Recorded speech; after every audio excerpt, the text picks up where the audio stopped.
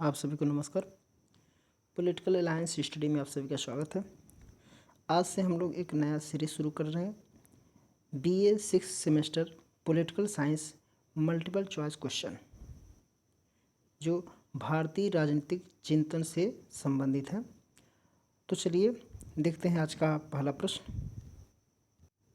दिया है, गांधी के हिंद स्वराज में कितने अध्याय हैं?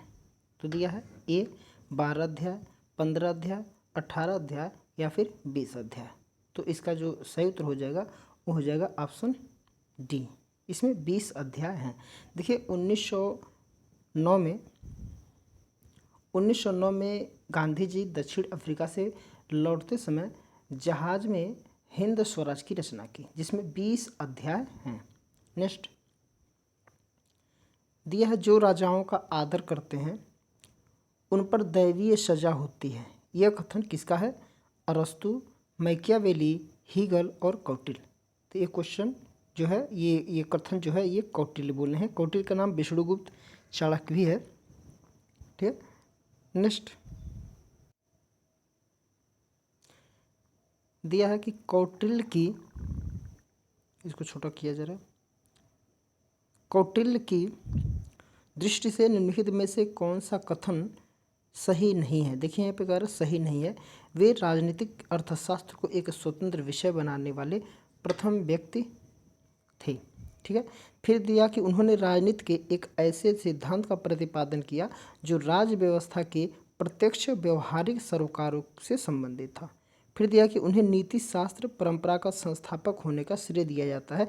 बिल्कुल ये नहीं, गलत हो जाएगा। पहली बार उन्होंने भारत में एक सुदृढ़ राजनीतिक नियंत्रण की जरूरत पर जोर दिया, ये भी सही हो जाएगा। देखिए कौन नहीं है, तो ऑप्शन सी इसका सही उत्तर हो जाएगा। ये जो कथन है ये कौटिल्य से संबंधित बिल्कुल नहीं है। नेक्स्ट दिया है, मनुस्मृति में कितने अध्याय हैं? मनुस्मृति में कितने अध्याय हैं? 10 है, 11, 12 या फिर 21। तो इसका जो सही उत्तर हो जाएगा वो हो जाएगा 12 अध्याय। मनुस्मृति में कितने हैं? 12 अध्याय। देखिए मनुस्मृति में 12 अध्याय हैं तथा लगभग 2694, लगभग क्या है 2694 श्लोक हैं। मनुस्मृति की विषय वस्तु अधिक व्यापक है। मूल रूप से यह राजनीतिक प्रकृति का ग्रंथ नहीं, वरन यह सामाजिक जीवन और व्यवस्था से संबंधित सभी विषयों की विवेचना तथा उसके लिए आचार संहिता प्रस्तुत करता है। मनुस्मृति में वर्ण व्यवस्था तथा आश्रम व्यवस्था जैसे कि ब्रह्मचर्य, गृहस्थ, वानप्रस्थ तथा संन्यास का समर्थन किया गया है। नेक्स्ट दिया है कि मनु के अनुसार निम्नलिखित में से कौन राज्य के अंग नहीं है? राजा, पुरोहित, अमात्य या फिर कोष। तो इसका जो सही उत्तर हो जाएगा ऑप्शन बी, पुरोहित जो है ये राज के अंग नहीं माने जाते मनु के अनुसार। देखिए मनु और कौटिल्य दोनों ने राज्य के सप्तांग स्वरूप पर चर्चा की है। मनु के अनुसार राज्य समाज की रक्षा कल्याण करता है। सप्तांग सिद्धांत में राज्य के अंगों की चर्चा मनु द्वारा की गई है, जिसमें स्वामी, अमात्य, जनपद, पुरु का मतलब होता है दुर्ग, कोष, दंड का मतलब होता है सेना और मित्र शामिल है। इसमें पुरोहित का उल्लेख कहीं नहीं मिलता है। नेक्स्ट दिया है, कौटिल्य का प्रसिद्ध कृति कौन सी है? शुक्र नीति, अर्थशास्त्र, मनुस्मृति या फिर धर्मशास्त्र। तो इसका सही उत्तर हो जाएगा अर्थशास्त्र, ऑप्शन बी इसका सही उत्तर हो जाएगा। देखिए अर्थशास्त्र कौटिल्य का या चाणक्य के द्वारा रचित संस्कृत का एक ग्रंथ है। इसमें राज्य व्यवस्था, कृषि, न्याय, राजनीति आदि के विभिन्न पहलुओं पर विचार किया गया है। यह प्राचीनतम ग्रंथ है। इसकी शैली जो है उपदेशात्मक और सलाहकारी है। यह पुस्तक 15 भागों में 180 प्रकरणों और लगभग 150 अध्याय में विभक्त है। इसमें लगभग 6000 श्लोक पाए जाते हैं। नेक्स्ट अगला दिया कि अगाना सूत्र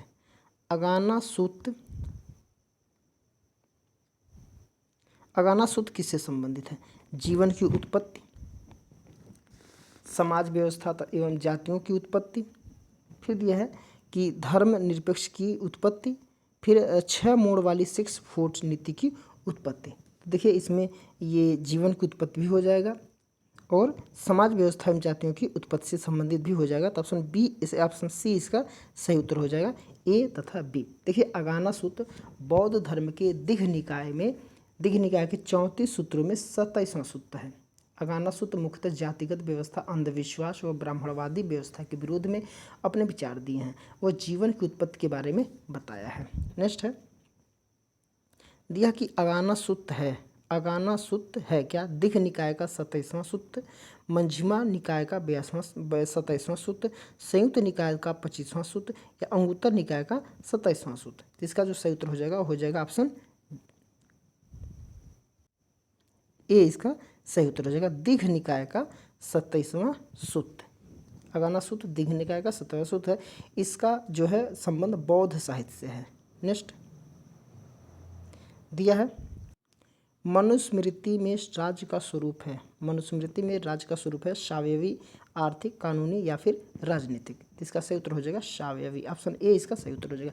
देखिए मनुस्मृति राज्य का स्वरूप सावयवी मानता है, अर्थात राज्य का स्वरूप इंसानों का बृहद स्वरूप के समान होता है। मनु ने राज्य के 7 सावयवी अंगों का वर्णन किया: स्वामी, आमत्य, पुरु, राज, राष्ट्र, क्रोश, दंड तथा सुहृदय। ठीक है, तो इसका ऑप्शन ए इसका सही उत्तर हो जाएगा। नेक्स्ट है दिया कि कौटिल्य के अनुसार मंत्रिपरिषद में मंत्रियों की नियुक्ति का क्या आधार था? योग्यता, वंशानुगतता, राजा की अनुकंपा पर, इनमें से कोई नहीं। तो इसका सही उत्तर हो जाएगा योग्यता, ऑप्शन ए इसका सही उत्तर हो जाएगा। देखिए कौटिल्य मंत्रिपरिषद में मंत्रियों की नियुक्ति का आधार योग्यता बताता है। कौटिल्य के अनुसार शासन के कार्य संचालन में मंत्री राजा को हार्दिक सहयोग दे पाए, इसके लिए यह आवश्यक है कि मंत्री सुयोग्य और परीक्षित हो। परीक्षा के विषय होंगे भय, अर्थात वे भय से विचलित न हो, तथा सदाचार अर्थात उन्हें कानून का पूर्ण ज्ञान, उसके प्रति अनन्य निष्ठा हो। नेक्स्ट दिया है कि मनु के विराट पुरुष की अवधारणा में राजा के पास कितने देवताओं की शक्ति होती है? राजा के पास कितने देवताओं की शक्ति होती है? 4, 7, 15 या फिर 8। तो इसका सही उत्तर हो जाएगा 8, ऑप्शन डी इसका सही उत्तर हो जाएगा। देखिए मनु के विराट पुरुष की अवधारणा में राजा के पास 8 देवताओं की शक्ति होती है। राजा की उत्पत्ति में दैवी सिद्धांत को प्रमाणिक रूप देने के लिए मनु ने कहा कि राजा 8 लोकपालों के अन्न तत्वों के निर्मित हुआ है, जिनके फलस्वरूप उनमें दैवी गुण और शक्ति का आविर्भाव हुआ है। उसके अनुसार ईश्वर ने समस्त संसार की रक्षा के निमित्त वायु, यम, वरुण, अग्नि, सूर्य, कुबेर तथा इंद्र के सर्वोत्तम अंशों के सहयोग से राजा की सृष्टि की। नेक्स्ट है अगला प्रश्न है कि दिया है कौटिल्य ने अपने राजमंडल में विजुगीष का राजा के रूप में उल्लेख किया गया। देखिए इसका क्या मतलब है कि जो विजुगीष है इसका मतलब क्या होता है?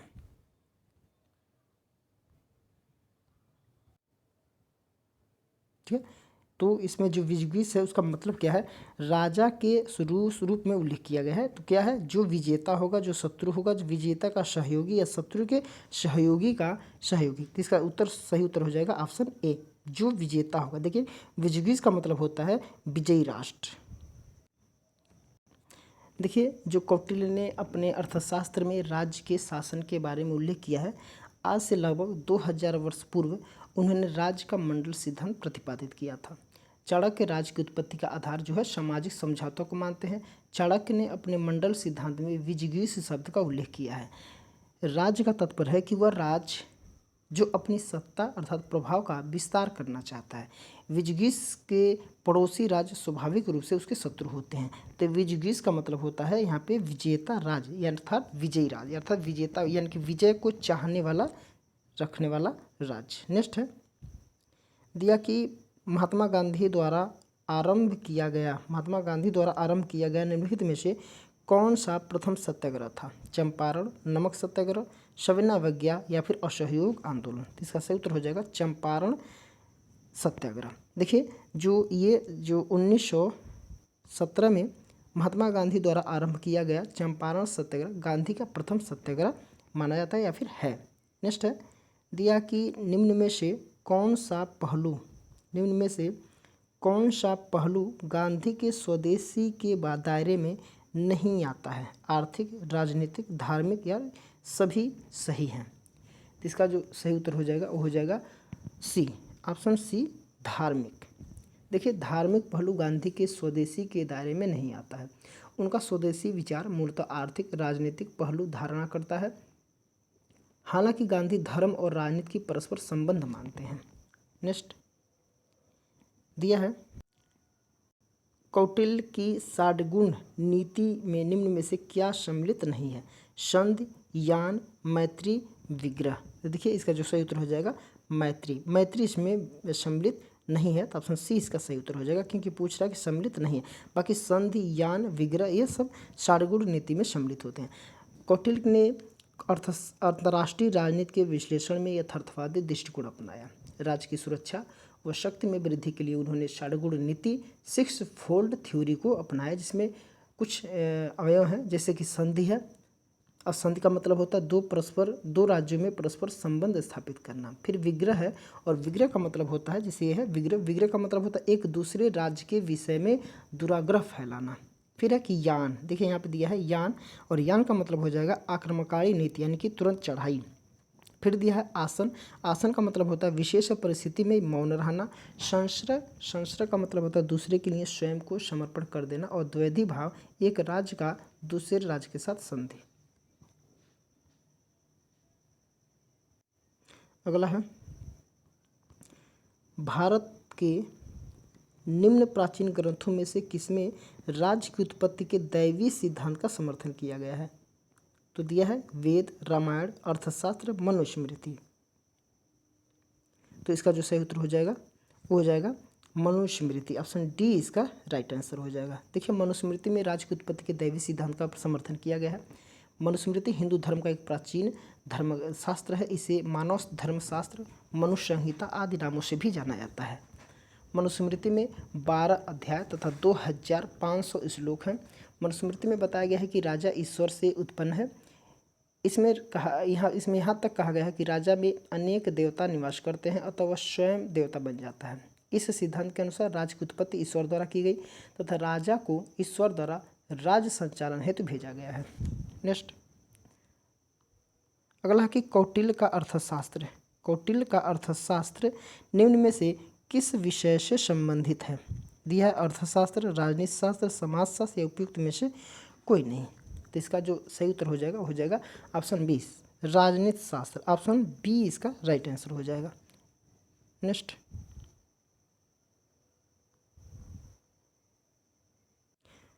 कौटिल्य के मंडल सिद्धांत में मंडल निर्माण करने वाले राज्यों की संख्या कितना है? 8, 10, 12 या फिर 14?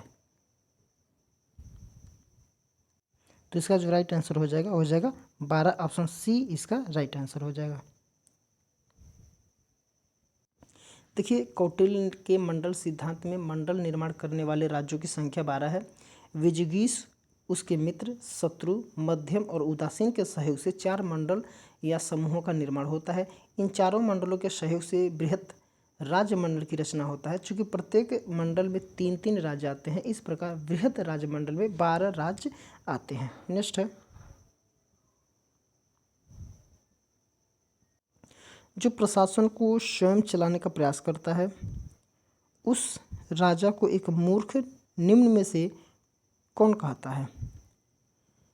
दिया कि कौटिल्य, फिर दिया मनु, शुक्राचार्य या फिर भीष्म। तो इसका जो सही उत्तर हो जाएगा मनु। ऑप्शन बी इसका राइट आंसर हो जाएगा। नेक्स्ट दिया है निम्नलिखित में से किसने ट्रस्टीशिप की अवधारणा का प्रतिपादन किया? एम.एन. राय, अरविंद घोष, महात्मा गांधी या फिर गोखले? तो इसका जो सही उत्तर हो जाएगा महात्मा गांधी। ऑप्शन सी इसका राइट आंसर हो जाएगा। गांधी जी का न्यासिता का या ट्रस्टीशिप का सिद्धांत पूंजीपतियों के हृदय परिवर्तन की मांग करता है, ताकि वे उत्पादन के साधनों को संपूर्ण समाज की धरोहर मानकर उनका प्रयोग केवल लोक कल्याण के लिए करेंगे, निजी लाभ के लिए नहीं। अगला प्रश्न है, दिया कि निम्न में से कौन गांधीवादी का एक महत्वपूर्ण आर्थिक सिद्धांत है? पंचायती राज, अहिंसा, न्यासिता या फिर बहिष्कार? तो इसका जो सही उत्तर हो जाएगा न्यासिता, जिसे ट्रस्टीशिप कहा जाता है। ऑप्शन सी इसका सही उत्तर हो जाएगा। देखिए गांधी जी अपने ट्रस्टीशिप सिद्धांत के अंतर्गत अमीरों को गांधी जी के न्यासिता या ट्रस्टीशिप सिद्धांत के अनुसार जब तक मनुष्य सारे यांत्रिक साधनों के बिना काम चलाने में अभ्यस्त नहीं हो जाते और जब तक बड़े बड़े उद्योग भारी मशीनों और बड़े बड़े व्यापार व्यवसायों को समाप्त नहीं किया जा सकता, तब तक ये निश्चित करना जरूरी है कि बड़े बड़े उद्योग धंधों का प्रयोग केवल सार्वजनिक हित में हो और वे व्यक्तिगत स्वार्थ की पूर्ति के साधन का हिंसा के उपकरण न रह जाए। इसके लिए गांधी जी पूंजीपतियों के हृदय परिवर्तन की मांग करते हैं, ताकि पूंजीपति अपनी संपदा को निजी संपत्ति न समझ करके संपूर्ण समाज की धरोहर समझेंगे। अगला प्रश्न है दिया है, गांधी जी द्वारा प्रतिपादित न्यासीता का लक्ष्य है। गांधी जी द्वारा प्रतिपादित न्यासीता का लक्ष्य क्या है? अधिकारों की स्थापना, एक वर्ग विहीन समाज की स्थापना और आर्थिक समानता की स्थापना और उपयुक्त में से कोई नहीं। इसका जो सही उत्तर हो जाएगा एक वर्ग विहीन समाज की स्थापना। ऑप्शन बी इसका सही उत्तर हो जाएगा। देखिए, गांधी जी अपने न्यासधारिता के सिद्धांत के माध्यम से समाज की नैतिक तथा आर्थिक समस्या को सुलझाना चाहते थे। न्यासिता के कुछ लक्षण है, जैसे अमीरों का नैतिक विकास, गरीबों का आर्थिक विकास, वर्ग विहीन समाज की स्थापना और आर्थिक समानता की स्थापना। अमीरों का नैतिक विकास का मतलब वो अमीर तो अमीर रहेंगे, लेकिन उनके अंदर थोड़ा सा नीतिगत या नैतिकता आए। और गरीबों क्या है, ये नैतिकता आए या ना आए, बल्कि ये अपना विकास तो करें। नेक्स्ट दिया है, निम्न में से क्या महात्मा गांधी की स्वराज की अवधारणा का अंग नहीं था? दिया है कि स्वशासन, सर्वहित की खोज, नैतिक रूप से श्रेष्ठ व्यक्ति का शासन और विधि का शासन। तो इसका जो सही उत्तर हो जाएगा ऑप्शन डी, विधि का शासन। ऑप्शन डी इसका सही उत्तर हो जाएगा। देखिए, गांधी जी की व्यवस्था में स्वराज शब्द का एक तत्व मीमांसीय निहितार्थ है। यह एक आदर्श समाज में मानव जीवन की परिकल्पित दशा का नाम है, जिसमें हर व्यक्ति सत्ता के दुरुपयोग का प्रतिरोध करने की क्षमता से युक्त है। अर्थात स्वराज रामराज का समरूपी बन जाता है। एक अवसर पर उन्होंने कहा कि रामराज से मेरा अभिप्राय हिंदू राज्य नहीं है, मैं रामराज अर्थात दैवी राज का, ईश्वर का साम्राज्य मानता हूँ। रामराज का आदर्श जो है वो सच्चे प्रजातंत्र का आदर्श है। इस प्रकार स्वराज का निहितार्थ है पूर्ण सामाजिक न्याय, समानता तथा स्वतंत्रता की अवस्था। रामराज स्वराज की चरम अवस्था है। यह केवल एक राजनीतिक अथवा एक आर्थिक आदर्श नहीं, यह एक नैतिक भावना के फलीभूत होने का परिचायक है। तो अगला प्रश्न है दिया कि गांधी जी की आत्मकथा का शीर्षक है। गांधी जी की जो आत्मकथा है उसका शीर्षक क्या है? गिरी प्रवचन, हिंद स्वराज, सत्य के साथ मेरे प्रयोग और भारत की खोज। इसका जो सही उत्तर हो जाएगा ऑप्शन सी, सत्य के साथ मेरा प्रयोग। देखिए, गांधी जी की आत्मकथा का नाम है सत्य के साथ मेरा प्रयोग की कहानी। यह गांधी जी के बचपन में 1921 तक के जीवन के कार्यों को रेखांकित करता है। यह साप्ताहिक रूप से अनेक किस्तों में लिखा गया है। नवजीवन में जैसे कि 1925 से लेकर के 1929 तक छापा गया था। 1927 में मूल रूप से यह प्रकाशित किया गया। यह मूल रूप से गुजराती भाषा में किया गया है। नेक्स्ट, और इस सेट का ये आखिरी प्रश्न है दिया, गांधी ने निम्नलिखित में से किस पर बल दिया? राजनीति का आध्यात्मिकरण, फिर दिया है कि राजनीति का धार्मिकीकरण, फिर दिया राजनीति का विकेंद्रीकरण और उपयुक्त में से कोई नहीं। तो इसका जो सही उत्तर हो जाएगा राजनीति का आध्यात्मिकरण। ऑप्शन ए इसका राइट आंसर हो जाएगा। देखिए, सत्य, अहिंसा, ईमानदारी, नैतिकता, परोपकार, सादगी, सदाचार आदि मानवीय मूल्यों का राजनीति में समावेश कराना ही राजनीति का आध्यात्मिकरण है। गांधी जी सकारात्मक राजनीतिक सक्रियता के लिए राजनीति का आध्यात्मिकरण पर बल दिया करते थे। ठीक है, तो आज के लिए इतना ही। इसके आगे के प्रश्नों को हम लोग अगले वीडियो में सॉल्व करेंगे। तो इस वीडियो को ग्रुप में चाहे कहीं पर भी शेयर कर दीजिएगा, ताकि स्नातक में जो बीए पढ़ना है उनको 6वें सेमेस्टर में इस मल्टीपल चॉइस प्रश्न से कुछ लाभ मिल सके। तो इस वीडियो को लाइक कर दीजिएगा और कमेंट भी करते रहिएगा। किसी प्रश्न में अगर सस्पेंस हो तो उसमें कमेंट बॉक्स में उसका उत्तर या फिर जो भी सस्पेंस उसको करिएगा, उस पर विचार किया जाएगा।